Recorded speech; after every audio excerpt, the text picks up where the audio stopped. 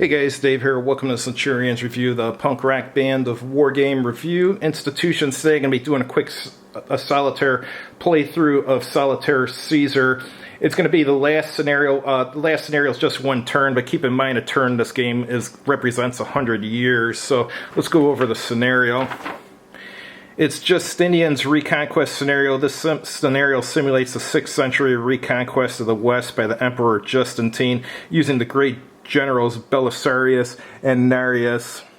Alright, so this is an initial setup they give you. So we're going to start the game. Now, by the way, there's some rules in here that I've changed because I didn't like them in the way they were in the game. So one of the rules I have is if Romans are stacked with a city, when the barbarians attack them, the die roll will get a -1 added to it to show that they're defending the city and it's harder to kill them.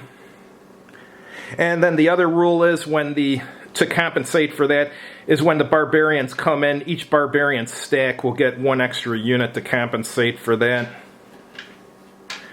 Alright, so now we do build random cities. So we roll, I get a 2 and a 4. Let's look at the table. 2 and 4 is Palestine. Let's see if I got a city down there. Palestine's down here somewhere. Yeah, I already got a city there, so we don't build a new one.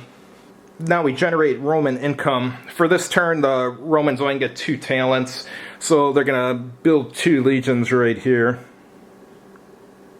And after generate income is conduct Roman actions. So what the Romans want to do is they want to conquer the following, as many of the following provinces as possible: Carthage, Sicily, Rome, Cisalpine, Hispania, Gaul, Illyria, Belgica, Raphia, Radia, and Britain. And at the end of the game, the Romans will count the amount of territories they control. And this table will give them their level of victory. Less than 10 is et tu brute, 10 to 13 is bad, 14 to 17 is historical, 18 to 20 is good, and 21 or more is veni vidi vici. Alright, so let's get started. This guy's going to move here and he's going to roll on the 1-to-1 table. And he gets a 3, meaning both the barbarian and the Roman have been killed. Alright, this guy moves in. And he needs to roll a 1 through 4 to take control of that city. He rolls a 4, so that city's under Roman control now. Alright, by the way, movement on this map is unlimited. You just have to follow the path since each turn represents 100 years. So this guy's going to move over here, follow that path to here, and he's going to try and take Sicily. So he rolls a dice and gets a 2, and on the 1-to-1 table, yep, he gets it. So let's see if he can control the city. He needs a 1 through 4. Yes, he's in control of the city. Now here's Rome here, and it has a civilized barbarian in it. So this guy's going to go all the way over here and try to take Rome. Rolls a 4. They're both killed.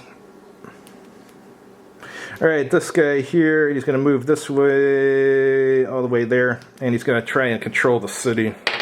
Gets a 6 now, so the legion's destroyed. Try with 1 more. He's a 1 through 4. Yep, he's in control of the city.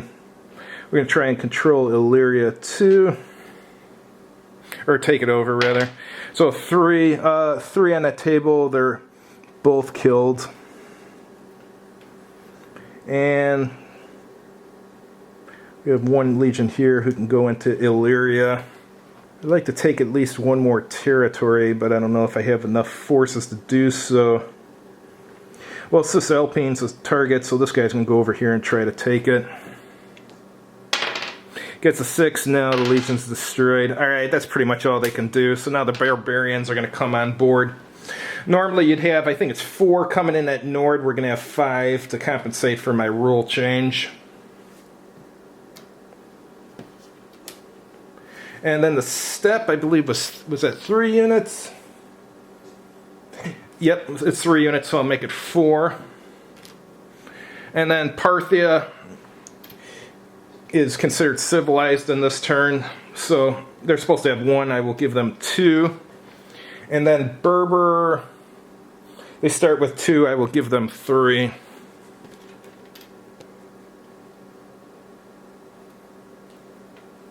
Alright, there we go. So these barbarians are going to move out here, so it's 2-1 versus the Legion, but there's a -1 to the die roll because of my special rule that I made up.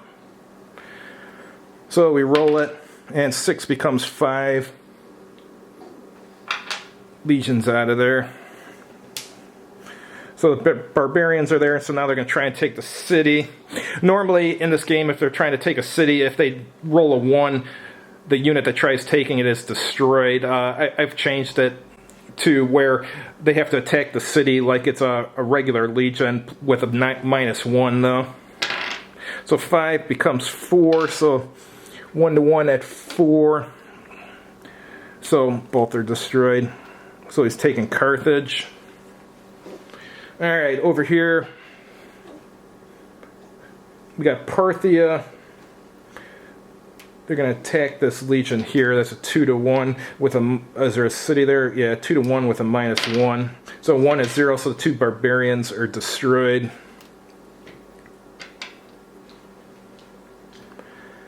Alright, and then we'll do the step. There's 4 units here. They're going after Macedonia.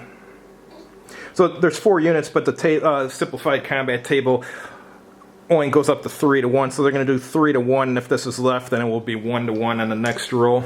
So 3-1 at 1. All that's left is 1 Legion, so they lost 3 units. Romans got lucky there. Now it's 1-1. 4, so I think that's, yeah, both are destroyed.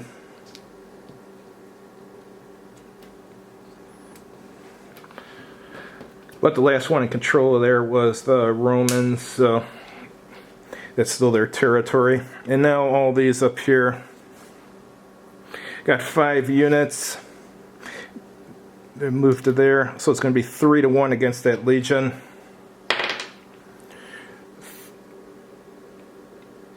Three to 1 at 3.